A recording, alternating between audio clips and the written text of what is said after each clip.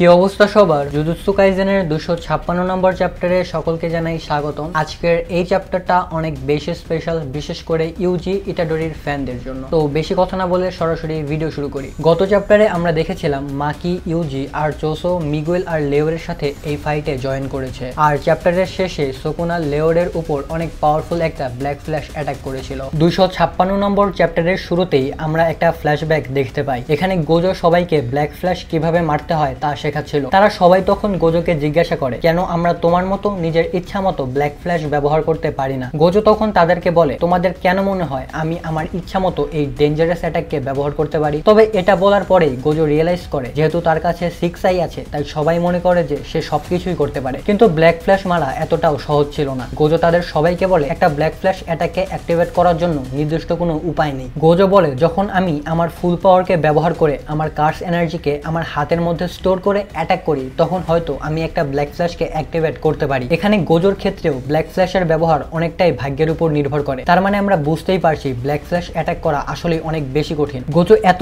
বেশি পাওয়ারফুল একটা ক্যারেক্টার হওয়ার সত্ত্বেও সে নিজের ইচ্ছা মতো ব্ল্যাক ফ্ল্যাশ ব্যবহার করতে পারে না। ভাই, আমাকে গালি দিয়ে লাভ নাই, চ্যাপ্টারে এটা বলা আছে। গোজো তখন তাদেরকে বলে, একবারে সবচেয়ে বেশি ব্ল্যাক ফ্ল্যাশ অ্যাটাক করার রেকর্ড আছে নানামির কাছে। মানে নানামি সবচেয়ে বেশি একটা ফাইটের মধ্যে ব্ল্যাক ফ্ল্যাশ ব্যবহার করেছে। ধরো একটা ফাইটে নানামি 20 বার ব্ল্যাক ফ্ল্যাশ ইউজ করছে, এরকম একটা ব্যাপার। এমনিতে যেহেতু গোজো খুব সহজভাবেই এসব ফাইট জিতে যায়, আর তার ফাইট খুব বেশি একটা লম্বা হয় না, এ কারণে গোজো নানামির এই রেকর্ডকে ভাঙতে পারেনি। মানে গোজো তো যে কোনো ফাইট শুরু করার কিছুক্ষণের মধ্যেই জিতে যায়, তাই সে ব্ল্যাক ফ্ল্যাশ মারার সুযোগই পায় না। তবে সবকিছুর উপর যদি কাউন্ট করা হয়, তাহলে গোজো নানামির থেকে বেশি বার ব্ল্যাক ফ্ল্যাশ অ্যাটাক ব্যবহার করেছে। মানে ব্যাপারটা এরকম, গোজো তার সারা জীবনে 1000 বার ব্ল্যাক ফ্ল্যাশ ব্যবহার করেছে, কিন্তু সে একটা ম্যাচে সর্বোচ্চ 3 বার ব্যবহার করেছে। আর নানামি তার সারা জীবনে 200টা ব্ল্যাক ফ্ল্যাশ ব্যবহার করেছে, কিন্তু সে একটা ম্যাচে 20টা ব্ল্যাক ফ্ল্যাশ অ্যাটাক করেছে। এটা জাস্ট তোমাদের বোঝানোর জন্য উদাহরণ দিলাম। এরপর গোজো বলে, তবে আমার মনে হয় ভবিষ্যতে ইউজি আমার ব্ল্যাক ফ্ল্যাশ মারার রেকর্ডটাকে ভেঙে ফেলতে পারবে। তার মানে আমাদের ইউজি গোজো আর নানামির চেয়ে বেশি ব্ল্যাক ফ্ল্যাশ ব্যবহার করতে যাচ্ছে ভবিষ্যতে। এরপর বর্তমানে মিগুয়েল ভাবতে থাকে, যদি সুকুনা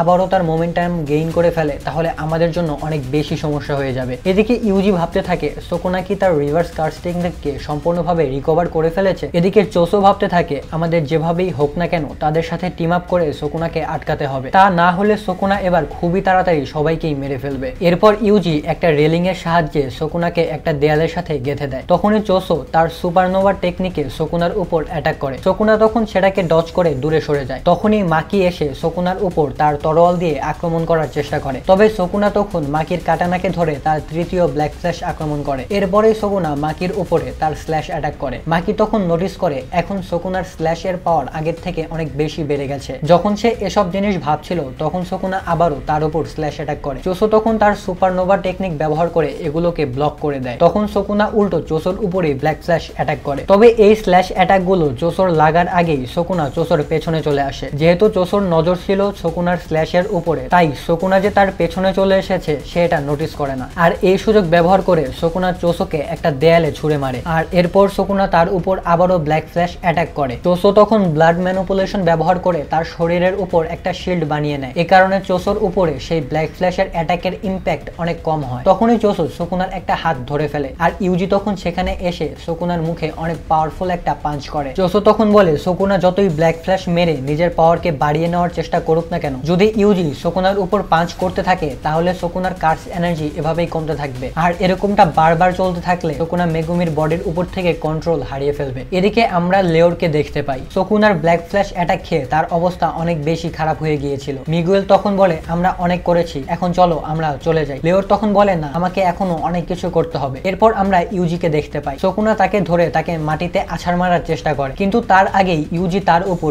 পিয়ারসিন ব্লাড টেকনিকে আক্রমণ করে। সুকুনা তখন ইউজিকে ধাক্কা দিয়ে সরিয়ে দেয়, কিন্তু ইউজি আবারও তার কাছে চলে আসে। এখন ন্যারেটর আমাদের বলে, ইউজি যখন মাহিতোর উপর ব্ল্যাক ফ্ল্যাশ অ্যাটাক করতে যাচ্ছিল, তখন মাহিতো আগের থেকে এটা বুঝতে পারছিল, আর এখন সুকুনাও ঠিক এই একই জিনিসটা সেন্স করতে পারছে। আর এই কারণে সুকুনা ইউজিকে নিজের বডি থেকে দূরে সরিয়ে দেওয়ার চেষ্টা করছে। তবে লেওর তখন তার কার্স টেকনিক ব্যবহার করে সুকুনার নজর ইউজির দিক থেকে সরিয়ে দেয়। সুকুনা তখন লেওরের দিকে তাকায়, আর তখনই ইউজি সুকুনার উপর আক্রমণ করার একটা চান্স পেয়ে যায়। আর এরপর যেটা হয় সেটা দেখে তোমরা সবাই অনেক বেশি অবাক হয়ে যাবে। ইউজি সুকুনার উপর অনেক বেশি পাওয়ারফুল একটা ব্ল্যাক ফ্ল্যাশ অ্যাটাক করে। আর এরপর ন্যারেটর আমাদেরকে বলে, এই ব্ল্যাক ফ্ল্যাশ অ্যাটাক করে ইউজি ইটাডোরির অ্যাওয়াকেন হয়েছে এবং সে তার পটেনশিয়ালকে আনলক করে ফেলেছে। আর এখানেই এই চ্যাপ্টারটা শেষ হয়ে যায়। এই চ্যাপ্টারের শেষে এডিটর কমেন্ট করে even the light off hope shines black. এইখানে কি হলো তোমরা একটু খেয়াল করছো ভাই? এত লম্বা সময় অপেক্ষা করার পর আমরা ফাইনালি ইউজি ইটাডোরিকে অ্যাওয়াকেন হতে দেখলাম। এখন ফাইনালি ইউজি তার অরিজিনাল পটেনশিয়াল আনলক করলো। তার মানে এখন বা সামনে যে চ্যাপ্টারগুলো আমরা দেখবো সেগুলো অনেক বেশি স্পেশাল হবে, কারণ ইউজি এখানে যে পাওয়ারফুল একটা ব্ল্যাক ফ্ল্যাশ অ্যাটাক করছে,